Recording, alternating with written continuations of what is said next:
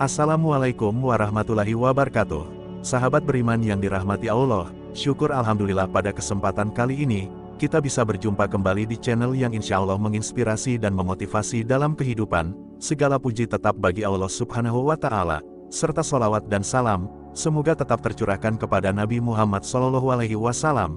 Pada kesempatan kali ini, kami akan membacakan sejarah FPI, awal berdiri hingga menjadi organisasi terlarang, yang dirangkum dari beberapa sumber, khususnya dari rri.co.id. Namun sebelum lanjut ke kisahnya, jika berkenan silahkan bantu subscribe, like, komen, and share channel ini, serta aktifkan lonceng notifikasinya agar tidak ketinggalan update terbaru dari HR Channel. Terima kasih. Sejarah FPI.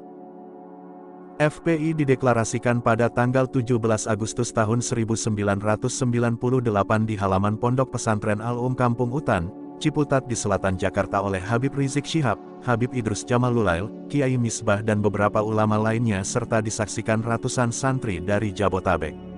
FPI didirikan dengan tujuan sebagai wadah kerjasama antara ulama dan umat dalam menegakkan amar ma'ruf dan nahi munkar, yakni menegakkan kebenaran dan melarang yang salah.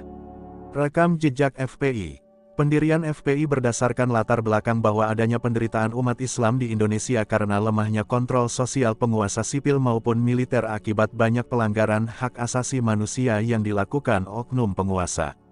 Tak hanya itu, banyaknya kemungkaran dan kemaksiatan yang merajalela juga menjadi latar belakang mengapa FPI berdiri. Selain itu FPI merasa wajib untuk menjaga dan mempertahankan harkat dan martabat Islam serta umat Islam. Struktur organisasi. 1.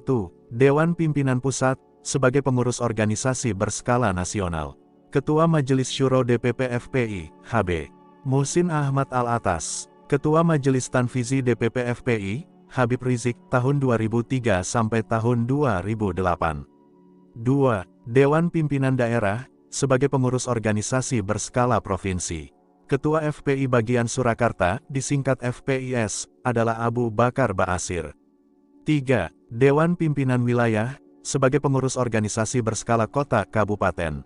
4. Dewan Pimpinan Cabang, sebagai pengurus organisasi berskala kecamatan.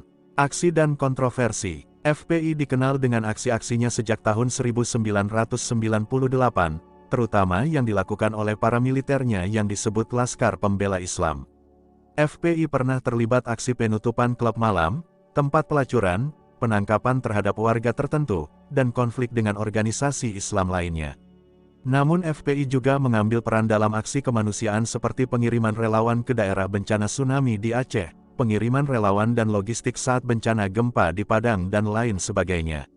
FPI mulai diperhitungkan ketika ribuan anggotanya menduduki Balai Kota DKI Jakarta untuk menemui Gubernur Sutioso di pertengahan Desember tahun 1999. Mereka menuntut agar semua tempat maksiat seperti klub malam, diskotek, panti pijat, dan bar ditutup selama bulan puasa. Mei tahun 2006, FPI berseteru dengan Gus Dur pada sebuah acara diskusi lintas agama di Purwakarta, Jawa Barat, hingga mantan presiden ini turun dari forum diskusi. Kontroversi besar yang melibatkan FPI terjadi pada peringatan Hari Lahir Pancasila, tanggal 1 Juni tahun 2008. Anggota FPI menyerang Aliansi Kebangsaan untuk Kebebasan Beragama dan Berkeyakinan (AKBB) di Silang Monas. FPI juga menggerakkan aksi demonstrasi besar pada tanggal 4 November tahun 2016 yang dikenal dengan Aksi 411 serta aksi pada tanggal 2 Desember tahun 2016 yang dikenal sebagai Aksi 212. FPI dibubarkan. FPI banyak menerima hujatan dan dianggap meresahkan karena aksi kekerasannya dapat memecah belah bangsa. Walaupun memperjuangkan syariat Islam namun tindakan yang dilakukan FPI tidak mencerminkan ajaran Islam. Pada tanggal 30 Desember tahun 2020, pemerintah Indonesia mengeluarkan surat keputusan bersama 6 pejabat tertinggi, yakni Mendagri, Menkumham, Menkominfo, Jaksa Agung, Kapolri, dan Kepala BNPT yang melarang seluruh aktivitas FPI dan akan menghentikan setiap kegiatan yang dilakukan oleh FPI. Hal ini meliputi pelarangan penggunaan simbol FPI di wilayah Indonesia.